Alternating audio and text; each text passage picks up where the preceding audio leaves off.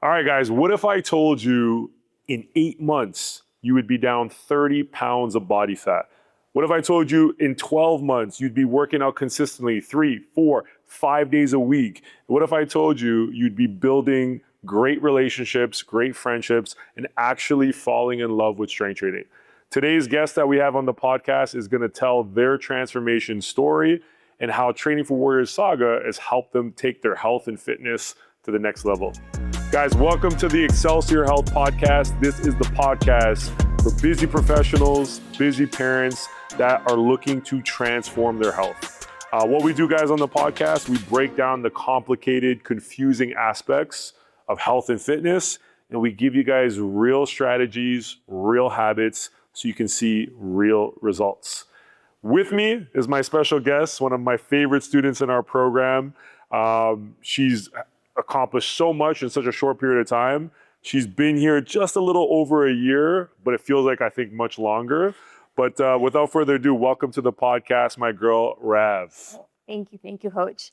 All right, girl. So what I want you to do to introduce yourself is just like, hey, how old are you? What do you do for work? How long have you been at TFW? Just give a little insight to yourself.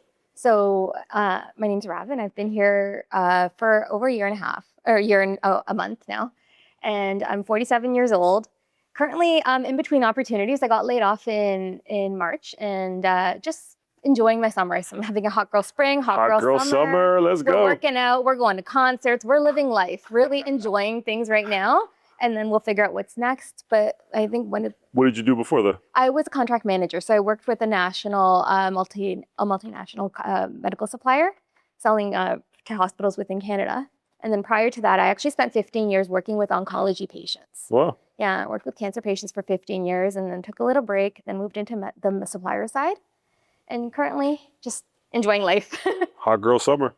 Hot girl or summer. fit girl summer. Fit girl summer. Hot girl and fit girl. Get both. And one of the things maybe people might have said, what did she say? Is like 47. Yeah. You don't look 47. I know. You have such a youthful energy soul about you. Yeah. And I think because of the working out and the dedication to your health, you're looking younger and younger. So good for you on that. Good genes. Like my grandma's 101. I can't complain. So what I want to start with, Rav, is if we go back, you've been here basically a year now.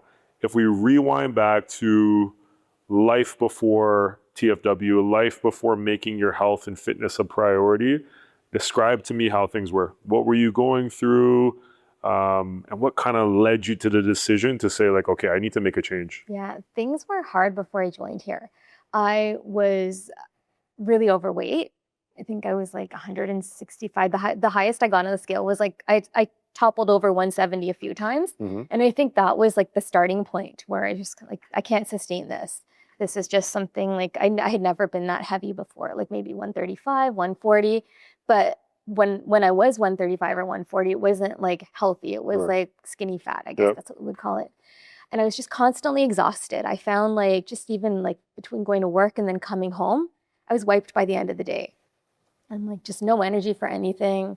Probably wasn't as friendly. I was a little bit cranky. I can't imagine you not being friendly. On my poor parents that I take care of. But I think it was just like overall unhealthy. Like I had worked out years prior. Like this is the early 2000s. Like I was in pretty good shape then. I trained for a 5K in 2010. Mm-hmm. Blew out my knee running for it, prepping for a 10K, and then just gradually just got unhealthy. And then it's always been like up and down. But yeah, I was eating unhealthy and just overall just not the best version of myself. What was the time period like? Like you said, your norm was like 135, maybe 140, but over a significant period of time, you went up to 170. Yeah. Was there a time period that like you can kind of go back and see? Yeah, actually, it's funny. Like during COVID, like that first year, 2020, I started walking a lot. I was like, that was the only thing we could do. Yeah. I remember like me and my brother, we actually walked like a half marathon, I guess, 21 kilometers. So it took us 4 hours. Like, and I was complaining the whole time, but we still did it. And then, so like, I got good then, but then I think it was 2022 and I ended up getting COVID myself. Yep. And when I got sick, like I always wanted comfort food. My comfort food, chips and Coke, like bags and bags of chips, like eating those, inhaling those and having those. And then once that started and I fell off the health wagon, eating properly, it just kind of it quickly just like snowballed. And next thing you know, I'm looking at the scale and, it was not good. So for you, you just, like you said, you weren't as friendly, Yeah. you weren't as healthy, developing some of these bad habits. Was there like a defining moment when you were just like, whoa, what the hell's going on? I can't continue living like this. And what was that moment that led you to like knock on the door and ring the phone of Training for Warriors and try to make a lifestyle change? Yeah, there were like a few moments. So I find like in 2024, my mom actually got diagnosed with ovarian cancer. And then watching her go through that, I remember the day she was going in for surgery, she ended up falling outside the emergency room, just like Wow. stumbled. And then she was on the ground and I didn't have the strength to lift her up. And like my brother had dropped her off. So I was like, thank God he's there. We flagged him down. He picked her up. But like the fact that I couldn't do that, like that was hard. And like that was one of the moments. And then that whole summer taking care of her and just like putting her first, obviously, like that's what I had to do then. But like I just was neglecting myself. And then once she got into recovery, that's the next year when things were like settled down. I'm like, no, I'm doing this for myself because God forbid anything happen. I need to be the best version of myself for the future. Yep, 100%. Yeah. And how old was your mom when that happened? 73, I want to say. Yeah, and that's something that we were just talking about like right now before we started the podcast is like most people are thinking, in their 30s, 40s, how's my body looking? Am I fit? Which you should. You should want to look lean. You should want to feel sexy and confident. But very few people are looking ahead to like, how am I going to live my life when I'm in my 70s? Am I going to put added stress on my kids to make sure that they're there to take care of me? Or am I going to be like able? Am I going to be functional? I'm going to have high energy to do the things that I want with my spouse, on my own, with my grandkids, with my family members. You've mentioned a lot of times to me is like one of your inspirations is your grandma. Yeah. She's 101. And like that lady, I love her to death. She raised me and like, she's just like so independent even right now. Like she'll walk down the stairs. She has to hold the railing. She refuses to use a walker or a cane because she's not old, but she'll hold people's hands. But like she makes her own breakfast. Like she'll do that. And she tries to do as much as she can by herself. Like she still bathes by herself and everything. Like someone has to just be there just to make sure she doesn't fall. But she's like so self-reliant. And like, that's what I want to be. If I ever like, God forbid, if I make it to 101, that's how I want to be. And that's the goal, right? Yeah. But like, that's the point we're trying to say is like, guys, like that was her breaking point where it was like looking at her mom, right? And saying, whoa, my mom at this age is needing this support. We're in doctor's offices, but then also myself in my 40s, I'm not strong enough to be that protector and provider for my family. That was your kind of silver lining where it's like, hey, I need to make a change. Yeah. So I guess moving forward, how did you find the program? And then just talk to me about the initial journey, like coming in, meeting with us, first couple workouts, kind of give me some of your perspective. I never heard this from you yet. So the funny thing is I was actually looking back at like our Instagram chat history and I actually followed you guys October 26th, 2022. Oh, wow. So I was like a lurker. I was like watching everything and then watching people go through the program and everything. And then just like the stars never lined up, whether it was like time wise or like what was going on in my life and then like eventually cost. Yeah. And then I think it was last year. And like I've been following Nikessa for a while because of our mutual friend. I am Tam Gamble. And so just I saw Nikessa at like an event that Jam had done. And I think she'd been at TFW for 6 months then. And I saw her and like just like the transformation I had seen. And it's different seeing someone in person versus online. Yeah. Like online, like, things can Angles, be manipulated. filters, yeah, all that. But like I saw her in person. I was like, damn, Dr. Remy. And so I started like just really following the program then, watching everything. And then I think it was last shred that you guys did last year where she had like the 2-week trial. And I was like, okay, you know what? We're going to do this. We're going to try it out and see how it goes. And so, yeah, I walked in thinking I was having a meeting with Coach Susie. Why did you think it was Coach Susie? Because that's who had set it up and it said Coach Susie. Ah, yeah, okay. and then I tricked you. You did. I walk in, I'm like, whoa. I was like, oh boy, what am I getting myself into? What was your initial thought of me? Were you like, who is this guy? I was like, oh my God, he's so jacked. Like, he's so big. Like, what am I like? Yes, this is exactly what we want to hear. I was like so intimidated almost, but like, yeah, the meeting went great. And what I really like is you were probing me and like trying to like, because I know it was probably very superficial at the time. I was just like, I just want to be fit. And like, you're like, you wanted to get more into my why. Like, why do I want to be fit? Mm-hmm. And so we kind of dove into that. And I think, yeah, it was. Well, one thing I remember about the meeting is like you were ready. Yeah. So like even today, I just sat down with someone and, I wouldn't say she was ready. Yeah. Maybe she's going to sign up, maybe not. But as soon as we sat down, I could feel your passion. I could feel your excitement. And you were literally came to that meeting to sign up and to make a change. Yeah. Not everybody's like that, but I as a coach, you kind of feel really excited when someone has that energy. Yeah. And that's kind of how your whole journey has been. It's like, hey, I'm ready. I'm maybe not going to know how to do everything. I'm not going to know how to do nutrition. I'm not going to know how to do a deadlift, but like your attitude has always been like, I'm ready to learn and I'm ready to take action. Yeah. I think that's part of it, why you've seen such amazing results in the program so far. Yeah. That meeting, just like what Rav was saying is we take, anywhere from 30 to 45 minutes to get to know the person. Yeah. Typically we'll do a phone call, but like a lot of time it's asking the questions to see if it's the right fit, because not everybody is the right fit for this program. It's a particular type of person. And then basically at the end of the meeting, if it's a fit, we sign up. And that's what Rav did. We signed up. We got her started on one of our 10-week programs.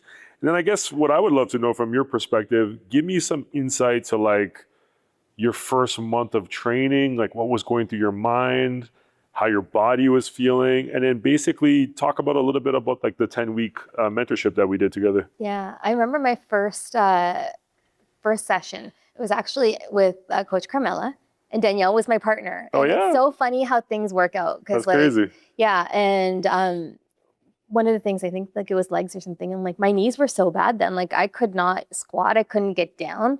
Like I was like an old woman with my knees. Like it was so bad. And I remember just like, being on the TRX bar rows just to like squat, and just the unhealthiness that I had, like my body couldn't do certain things. And I think just like I started showing up those first 2 weeks at 8:30, and then I moved to 6:30s, and just like consistently showing up. I think that was the biggest thing. Like, before, would I have set an alarm? Like I wasn't a morning person. I used to be a morning person when I was younger. Okay. And then I kind of, when I was in my unhealthy phase, it was just like more like going to bed late, waking up late, just like sleeping as much as I could. Mm-hmm. And then, eventually just turning into a morning person. Like now I show up at 5:30 in the morning, Yeah. bright-eyed and bushy-tailed, probably way too annoying and loud for the 5:30 crowd, but that's who I am. We love it. But that's the funny thing that I look at, where you're like, hey, I wasn't a morning person, but it's like right now you show up at 5:30 a.m., excited, high-fiving, dancing, and like ready to train at least 4 times a week. Yeah. Right? So it's funny how one habit can unlock just different parts. And that first initial thing for you was like, okay, let me show up.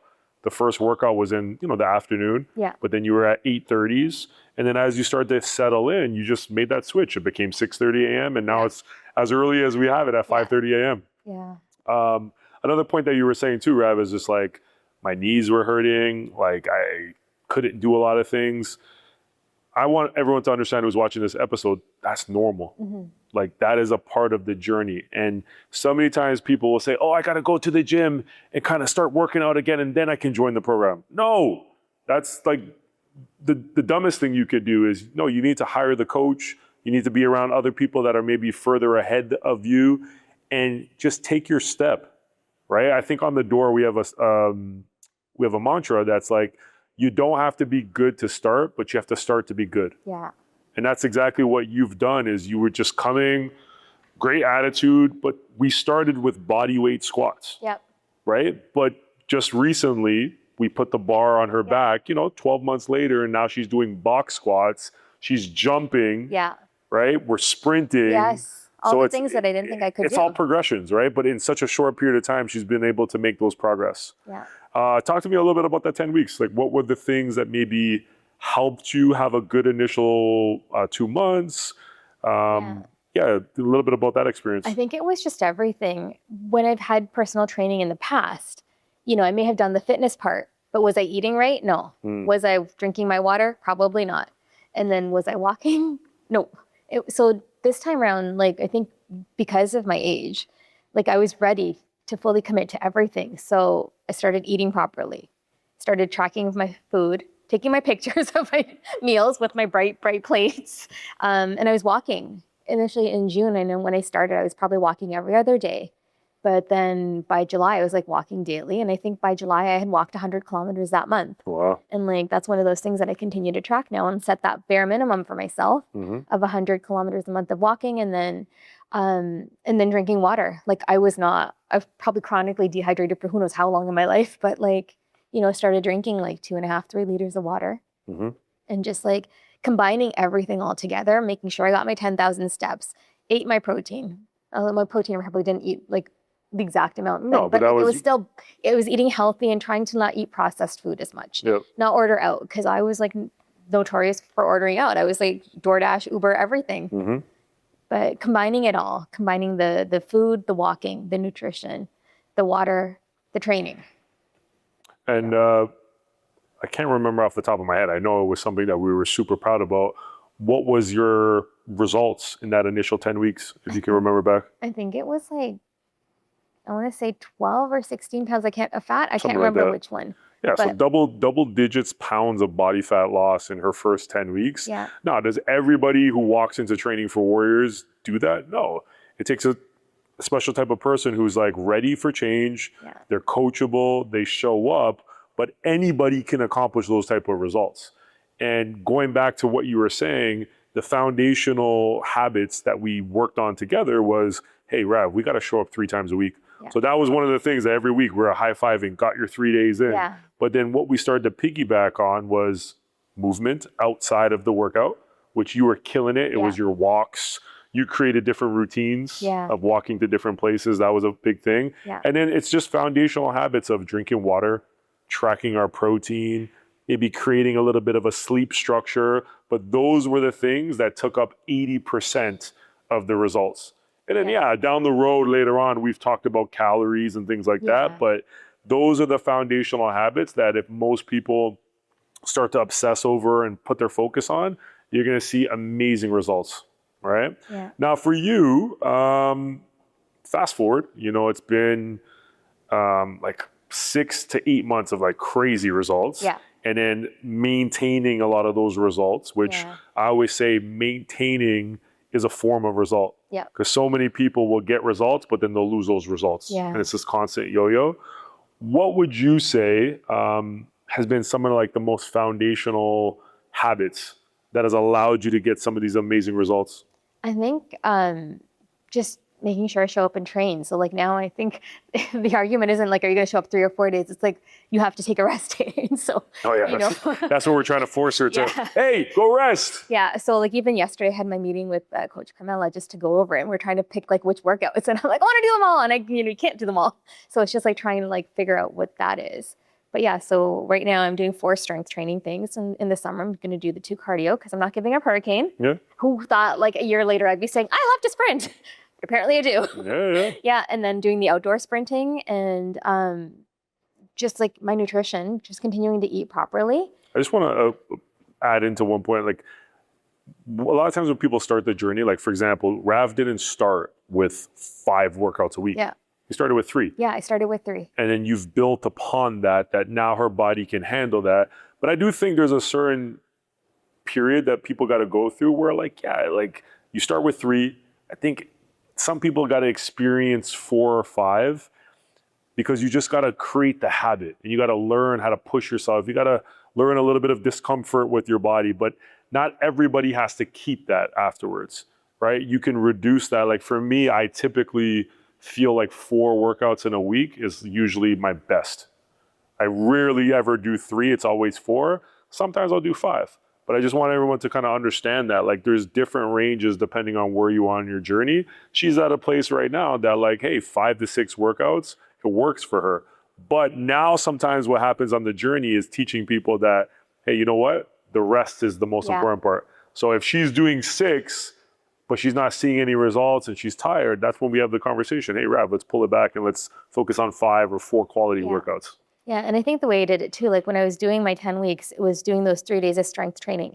And then eventually I added in the metabolic conditioning and doing the cardio core on Saturdays. And then after that, when shred happened, added that extra workout in, and it was all gradual. Progressive. I think the same way my whole journey's been. Yeah. It's very progressive. Yeah. And before I cut you off, you were saying some of the other habits that has led to some of your progress. Yeah, I think the water was a big thing because before I was a regular Coke person. Now I'm like Coke Zero, almost drink Coke Zero. Coke Zero, not Diet Coke? No, no, it has to be Coke Zero. Okay. Yeah, I can't have a Diet Coke. The aspartame, there's something about the fizz. Funny, I like Diet Coke better. Yeah. I know, it's what people either like Diet Coke one or the other. Yeah. But even that, I had kind of cut that off, and with everything just going on in the last few weeks with my dad and everything, kind of going back onto my Coke Zero. But the nutrition, the walking is the one thing that I never cut out. Even in the winter when it was minus 25, minus 35, we had our little walking crew. We bundled up. We had maybe 3 layers on underneath and four layers up top. I've got pictures where all you can see are my eyes. But I did not play around with that. And I think just being consistent. And I don't know, last November with the weather, I actually fell in my driveway, hurt my back. That, yeah. And I could not sit down. I couldn't put any weight on my backside, but I still showed up and did modified workouts. And I never stopped that from training. And that's honestly, Rev, I got to tell you, that is one of the most important things to continuing your progress. Yeah. If you're watching this episode, you're listening to it, yes, you're probably in your 40s and 50s, maybe you're in your late 30s, you are going to have some sort of accident. You might roll your ankle, you might hurt your shoulder, your back might, shit happens. Yeah. The worst things people do is they say, I am hurt, I can't work out no more. I'm gonna go see my doctor who also doesn't work out, and then I'm gonna go see my physiotherapist, and most physiotherapists are going to tell you, no, you got to just do these corrective exercises. You can't work out. That is the opposite. What you should do is, number one, is avoid doing the exercises that are going to cause you pain. But the exercises that you can still do is you keep training. And the active training reinforces that identity that I'm a fit person, I'm healthy, but it's also going to help you get back to shape faster, right? So keep working out. Maybe you're not going to work out 5 days a week because you can't do legs, or maybe do 3 workouts, maybe do 2 workouts. Go see your physiotherapist and then do the treatment that you're supposed to do, but keep training. That's one of the biggest things that it's hard to explain to people. And when I see people do it, they get it. Yeah. And then I see people take 3 weeks, 4 weeks off of training, which to me, that's a lifetime. And it just sets people back, so that was, I remember that moment when you were, I was like, hey, Raph, why can't you do this? You're like, oh, Coach, I fell. But then you got back on track. Yeah. I remember there was one time we were doing a bench press, and just to get off the bench, I had to literally roll myself off of it because I couldn't sit up straight, and just but yeah, I did what I could. If it was getting up from the floor doing a move, I'd have to turn around and push myself up, but still just kind of showing up. Always a way move. Around it. Yeah. Your knee hurts, there's other ways that you could train your glutes and your quads, right? Your shoulder hurts, there's ways you could do pulling. If you're working with a good program, there's ways to manipulate your workouts and still keep momentum going. That's one of the most important things is protect momentum. Yeah. Hey, the podcast is called 5 Pillars it's called Excelsior Health. Yeah. We kind of have this framework that we coach our clients on is these 5 pillars. Yeah. Right? It's training and movement is a big part of what we want to change. It's your nutrition habits, your rest and recovery. It's building a resilient mindset, and it's crafting a positive environment. Yeah. So for you, based on this amazing year of growth and transformation when it comes to your health, maybe just give a tip in each of those categories to help anybody who's listening to this podcast today. Yeah, I think for nutrition habits, it's just going back to basics, eating real food and drinking water. Part of my challenges with food is I've got celiac disease. And so there's a lot of stuff that I can't eat. I can't have anything with gluten. And so I have to be really, really careful about what I eat. But as long as I eat healthy, then I'm fine. The problem is when you're oh, potato chips are gluten-free, I can eat those. And so it's just being really mindful about that and making sure that the food that I'm eating is healthy, whole food. And even going back to that, because, growing up as a kid, if you pass me a bag, honestly, still till today, I could do 100%. it. A bag of chips, I could done that like that. Yeah, same. But if you were to pour out some chips in a in a bowl and say, hey, these are 200 calories of chips, you're maybe going to get this little small handful. If you go now pour out like 200 calories of blueberries or strawberries, you're going to be pretty full. Yeah. And it's mind-boggling for people to be like, what? That's the same. That's how much chips I get to eat versus I get to eat this amount of fruit. I get to eat this amount of protein. And that's what Rav is saying when it's like, eat real food. The act of real food is going to help people have the energy, build the muscle. But if your ultimate goal is, I got to lose some body fat, man, it's going to make a big difference to you being in a caloric deficit. Yeah. Yeah. I think. So you just basically said, eat real food. That's one of the tips. What about when it comes to training and movement, some of the other pillars? Yeah. For training and movement, I think the second win workouts, I think that was the biggest game changer for me because so many people I talk to, they're coming in 3 days a week, they're coming in 4 days a week. They may be eating, but they're not getting those extra steps in. Yeah. And what is it? The NEAT, the non-exercise activity thermogenesis. Okay. Come on, Shred Queen. Trivia. So between the walking, I feel like that makes a huge difference. My bare minimum is 10,000 steps a day. I push myself to try to do a 5K walk. I've got my Fitbit on all the time. I track everything. Like a loser, I track my steps, I track my sleep, I track everything. Hey, one of the lines that my mentor, Martin Rooney, taught me, but I think it's common that so many people say it, if you don't measure, you can't manage. Yeah. So part of transforming your health is, you got to learn to track stuff. Yeah. Right? So that's not crazy. To me, that's normal. That's a successful habit. Yeah. But I think just finding a good group of people to walk with, if you're not a fan of walking alone, in the summer last year, I was still new. I was doing my own walking in my forest and it was peaceful and meditative. But I was listening to podcasts or audiobooks. I would habit stack that way too. Yep. And just getting out there, getting natural sunlight or clouds, whatever. But just getting out there, I think is a huge, huge game changer. Yeah. And I want to just add into that, the second win workouts is what we call it, 30 to 45 minutes intentional walk outside. So yes, it can help you with fat loss. It's not the most effective way for fat loss. If you're sound on your nutrition, that's probably going to be way more impactful. But what walking does, it's movement. Yeah. Our posture, giving us energy, getting sunlight on our skin. But then also, like you said, it's it can be social. You're now walking, but now you're stacking a habit, getting some good positive interactions with people that make you feel good. Boom. But then also sometimes you're by yourself. You need to decompress from your family or from work. You go into the forest, these are all the things that it's the full picture of health. It's not just, I want to lose weight. That's why I'm going to go for a walk. That's one part of it, but there's so many other benefits. Yeah. What would be maybe some tips, the last three, in terms of rest and recovery, positive environment, and resilient mindset? I think for rest and recovery, sleep, people underestimate how important sleep is. Right now I when I train at 5:30 in the morning, I need to wake up by 4:30 just to make sure I'm here on time. So I need to go to bed by 9 or 9:30, and that's so hard to do naturally. The fact that especially in the summer, it's still light outside. Yeah, 9 o'clock, you're still where's the vibes? So yeah, it's just choosing and picking and choosing. And so I've got an alarm on my phone.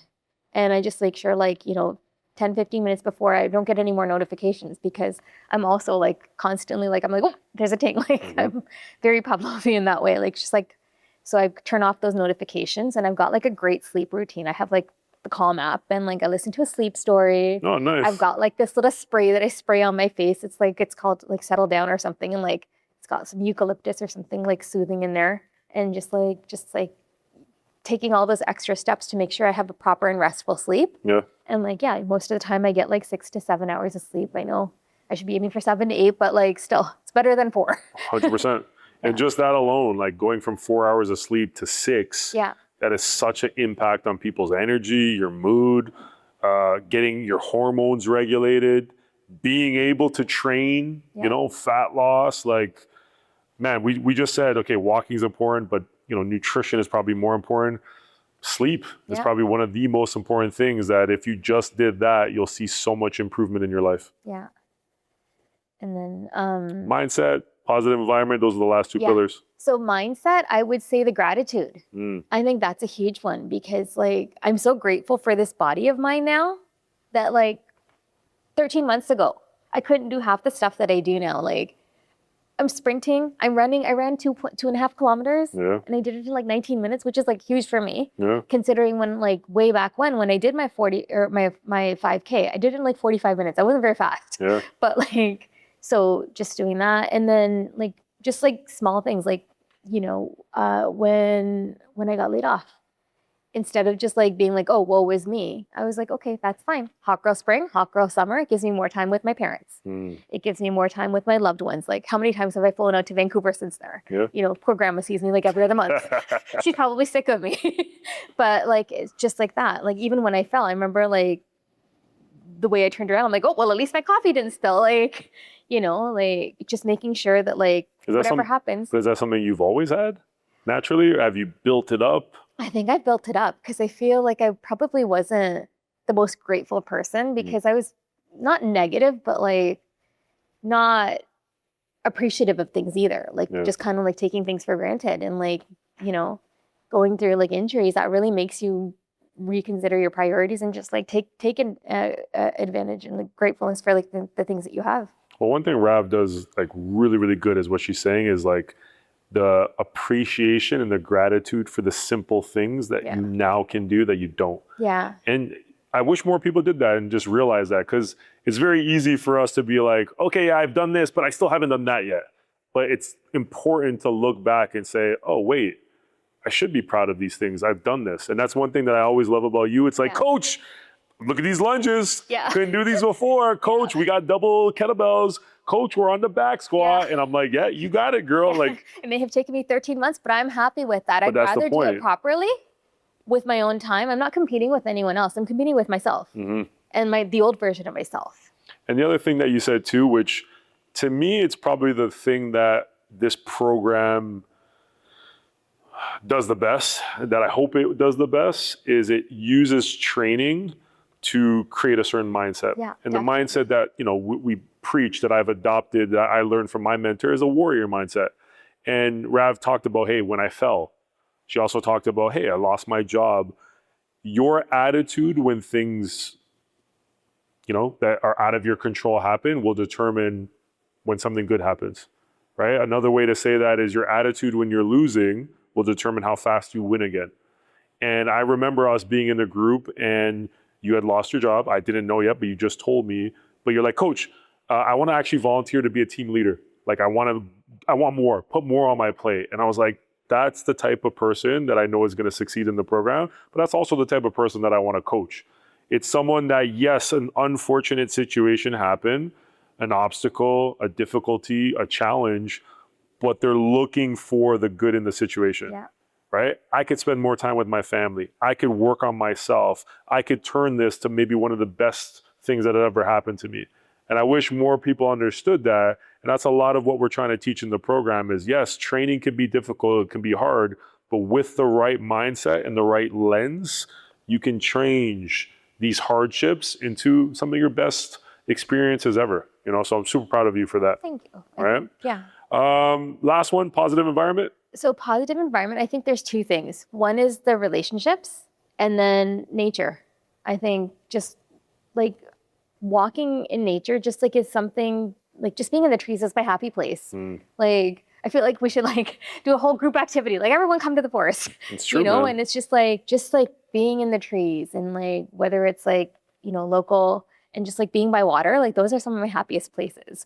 And then relationships too. Some of the closest relationships I have are like my babs, my badass bitches that we call ourselves. But like we've just formed such a great friendship and like, you know, through good times and bad, whatever there is, like they're supporting each other, whether it's like a win or a loss or something's going on.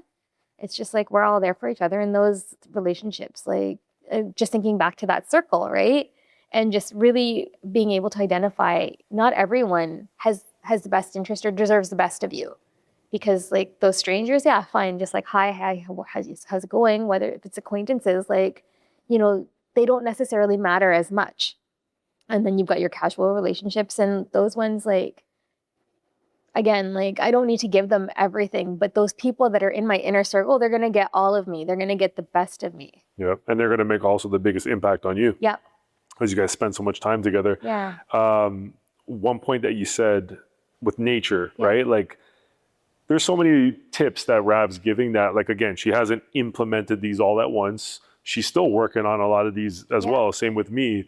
But like, if you're listening to this conversation today and you're like, you know what, man, sometimes I feel like anxiety, I feel pressure. I just don't even know where to start. 3 workouts where you lift some weights, a 30-minute walk every day in nature around trees, right there, that's like some of the most effective things you could do to just change your mood and your outlook on life. Like the Japanese call it forest bathing, right? Just go spend time around trees and nature and you'll automatically see how like your stress goes down a little bit, your thoughts get a little bit more clear. And then the other part, which I've kind of learned this in the last couple of years, is who you spend time with is probably one of the biggest influencers to your overall health and your longevity.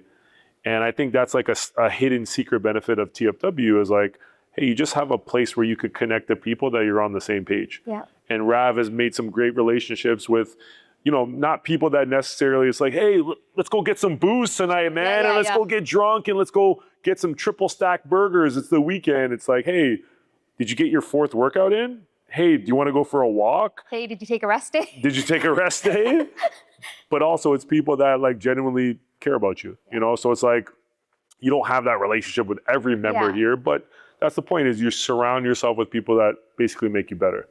Okay, so hey, as we're wrapping up the conversation today, one thing I always love to ask, you know, people that we do the transformation interview with is what are you proud about? I want you to take a second, pause, think about, you know, it's been a year of consistency. What are you proud about on your journey so far? I think there's a few things I'm proud of. Like one of the things is, I think it was 6 weeks in where like I was on BC and I'm like, oh, gonna climb Grouse Mountain. I was 6 weeks in. What? I don't know what the hell I was thinking, but I'm like, oh, I'm gonna go climb this mountain. I did it. It was hard. But I think one of the biggest things is just being functionally stronger in my day-to-day life. Like I used to pick up the laundry basket with 2 hands and be like, oh, this is so heavy. And like now, like the other day, I was like carrying it with 1 hand. It was full. And I had something else on the other hand. And I'm just like going about my business, just small little things where like, I don't even think about it anymore. It's just like, you know, carrying the groceries all like in one trip. And like, I can carry like all the bags of milk and everything. And just like, just in my day-to-day life or like even the other day, just like when we were doing a warm up and I was like squatting and it came easily. And it was like, there wasn't pain or anything. There wasn't stiffness. I was like, okay, just, I think just like the transformation in myself. And I know like there's still, I got ways to go still, but like, I'm so happy with where I am, but I still want to keep striving for more. There you go. And I'll just add on to it just, you know, because there's so much things Rav has done great is I don't think there's been a week that you haven't trained 3 days a week unless you were like sick. Yeah, or away. Away, but like that's it. Otherwise, she's literally here 3, 4, 5, sometimes 6 days a week. But this is a part of her life is working out and taking care of her body, right? Like that part, I'm so proud of you for that habit. Yeah. But then, hey, like the results, you know, like you've lost 30 pounds of body fat. Yeah. You know what I'm saying? Like that's a big deal. And like she did that in like 8 months or less. And over these last 3 to 4 months, she's learning how to live at that body weight, at that body fat percentage. Where a lot of people, they get to a weight and then like they did all these drastic things to get there and then now they can't maintain it. She's living life. Yeah. She's enjoying these results and pretty soon she's going to take this next step. We're going to go to a new level, getting under the 30% body fat. She's down 12%. You know, so when you started this journey, you were at 48% body fat. Yeah. You know what I'm saying? So it's like, just so people put that in perspective, like losing 30 pounds of fat, like that could add years to your life. Yeah. And right? I already feel like it's impacted my life. Like the energy that I have now is like, I'm not tired anymore. Like I'm tired when I'm sleepy, but like during the day, I'm not tired. And plus the other thing is too, like I haven't given up my lattes. You knew I was going to sneak that in there. I think so you're going to bring a latte. I was, but then like I was too worried about my outfit. Priorities. I mean, that's a good thing too, is like sometimes people think, you know, to create transformation, you have to like sacrifice everything. Yeah. I don't think you have to sacrifice everything, but you do have to change some things in your life. Yeah. Right? Like, yeah, she's been able to still enjoy a latte, which is not a big deal. But, you know, some people is like, oh, do I gotta like give up donuts or do I like sometimes, yeah, you do. Like if it matters that much to you to lose 30 pounds, 40 pounds, if it matters to be healthy and fit and look a certain way, you are gonna have to learn to say no to certain things and create room for the things that matter most. Yeah. So maybe if you were to kind of maybe summarize this, those are some of the results. Where do you think now your life has improved the most because of this dedication to your health and fitness? I think in my energy. I think my energy and my patience too. I think my patience has increased, like, you know, especially dealing with like elderly parents who both like have their own health challenges and health needs. I'm a lot more patient with them now. And I think also just knowing that I can physically support them if I need to. Should someone fall, I can pick somebody up.